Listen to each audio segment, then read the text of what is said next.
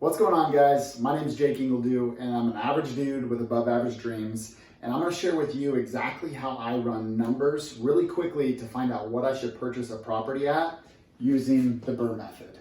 Now, the Brrrr method stands for buy, rehab, rent, refinance, and repeat.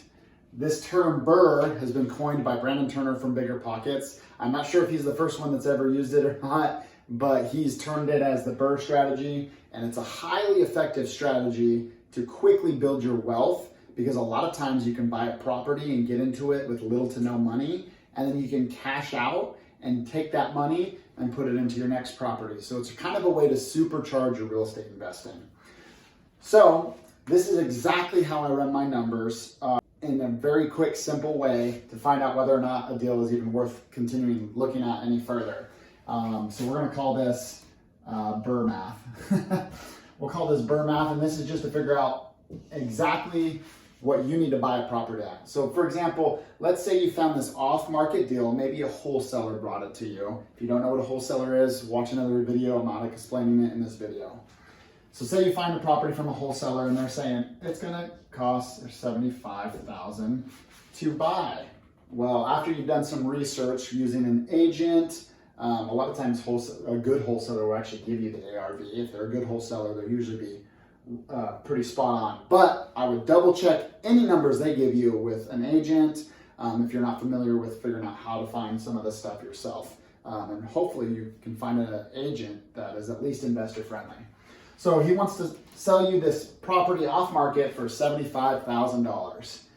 You find out that the ARV on this property is $150,000. So once it's fixed up, because usually a lot of times if you're purchasing an off-market deal, the reason why it's off-market is because it's dirty, it's nasty, it needs to be fixed up, it's just not ready to sell. And a lot of times they're not going to get that much value for it, so wholesalers will bring it to you at a discounted price, and that's not the set price. You can negotiate. So that's what we're going to do. We're going to negotiate. So it's $75,000. After repair value is $150,000. You've now walked the property with a contractor. And again, I'm not going to go into the details on how to run numbers for rehab. I could do that in another video. But let's say the estimated rehab cost is $40K. We'll just use that for example. Okay, so you found out this information.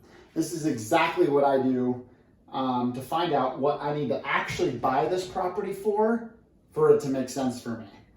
Now, most banks will lend you 70% of the ARV, 70% of the 150K. So let's do the math real quick. 150,000 times 70%. I've actually found banks that will do up to 85%, but that's pretty rare.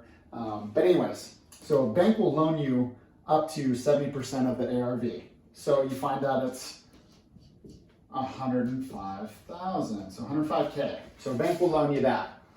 So what you're going to do is you're going to take this number minus the estimated rehab cost, so we're going to minus $40,000, because that's how much money you're going to need to put into it to fix it, right? So we're going to minus the $40K, and that's going to put us at $65K.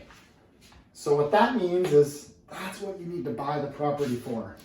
Is around $65K for it to make sense, because not only will you be able to get your loan from the bank to cover this, but hopefully once you rent it out and stuff, you'll be able to cash flow, you'll be able to pull money out, put it into another property, and supercharge your real estate investing.